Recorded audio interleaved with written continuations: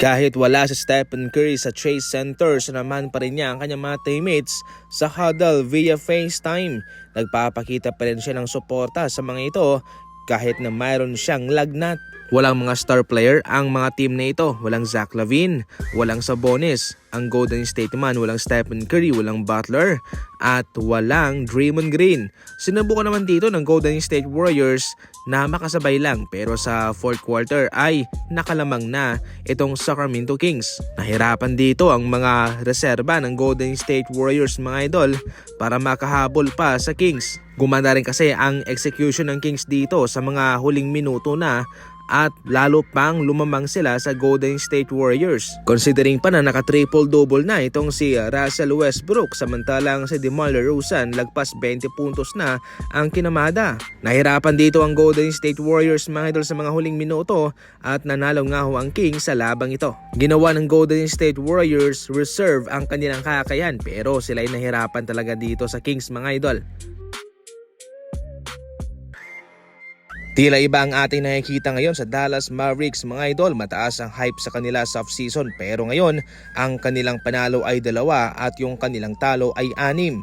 Oo, nagsisimula pa lamang po ang regular season pero ang mga record nito ay hindi po magandang senyales para sa kanila. For the first time ay tinanggal na sa starting lineup si Klay Thompson at pinalitan ni Russell.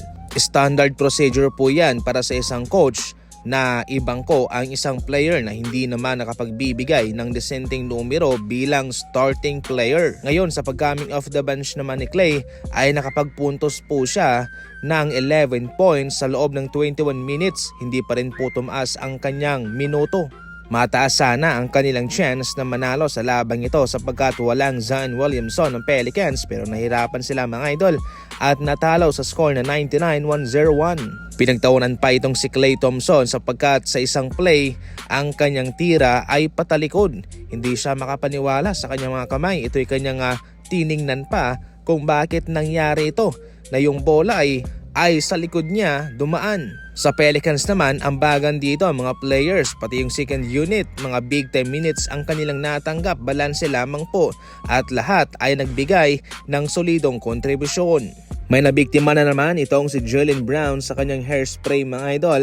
Ito na ang pangatlong nabiktima niya at eto nga ho. Napansin po ito ng mga teammates at pinagtawanan na lamang itong dumikit sa kanyang uniforme. Kahit paano ay nakabawi naman itong si Jaylen Brown sapagkat naipanalo po nila ang labang ito versus Washington Wizards. Para sa inyo mga idol, oras na ba para pumunta na sa Turkey itong si Jaylen Brown para magpa-hair transplant? Matarandaan na tinawagan niya si LeBron James patungkol dyan sa kung anong advice ang kanyang maibibigay sa kanya pero hindi po ito sumagot.